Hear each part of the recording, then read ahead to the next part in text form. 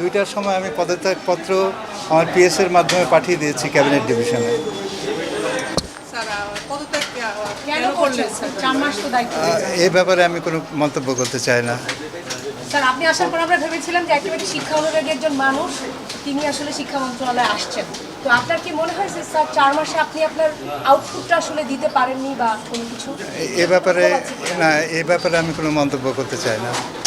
Sir একটা বিষয় জানতে চাচ্ছি স্যার পরিষ্কার করে স্যার, আপনি তো অনেক সজ্জন মানুষ, সেজন্য প্রশ্নটা করছি।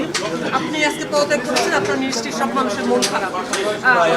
মানে পদত্যাগটা আপনি নিজ ইচ্ছায় করেছেন নাকি এটা সরকারের পক্ষ থেকে বলা হয়েছে?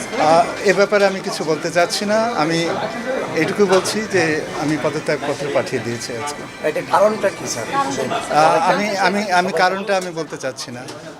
কারণের বিষয়ে আমি কিছু বলতে চাচ্ছি না।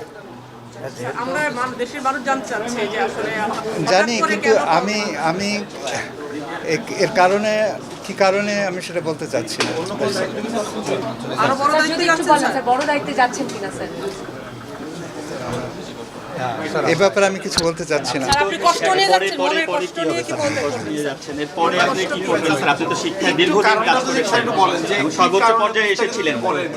আমি এই কারণে আমি বলতে চাচ্ছি না, কি কারণে আমি বলতে চাচ্ছি না। আপনি মনে কষ্ট নিয়ে যাচ্ছেন স্যার?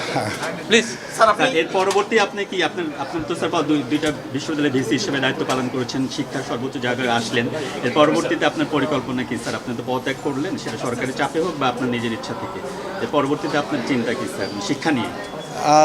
আমি কোনো না কোনোভাবে শিক্ষার সাথে সম্পৃক্ত থাকবো।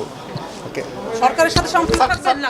সরকারের সাথে সম্পর্ক থাকবেন না? আপনি তো দীর্ঘদিন ছিলেন, এখানে কেমন শিক্ষার কেটেছে বর্তমান স্যার? পরিস্থিতি কি এবং কি করা উচিত শিক্ষা আপনি চলে যাচ্ছেন, এখানে কেমন পরামর্শ দিয়ে দেন। কেটেছে? এখানে এই শিক্ষা মন্ত্রণালয় কি কেটেছে? দেখলেন, কেমন দেখলেন এবং কি করা উচিত আমার শিক্ষার উন্নয়নের জন্য? আমি এই মুহূর্তে আমি কিছুই বলতে চাচ্ছি না। Sir please Sorry. আপনার এই সময় প্লিজ একটু সাইড করতে পেরেছেন, একটু সাইড কোনো কিছু করতে পেরেছেন আমি এগুলো ব্যাপারে আলোচনা করতে চাই না।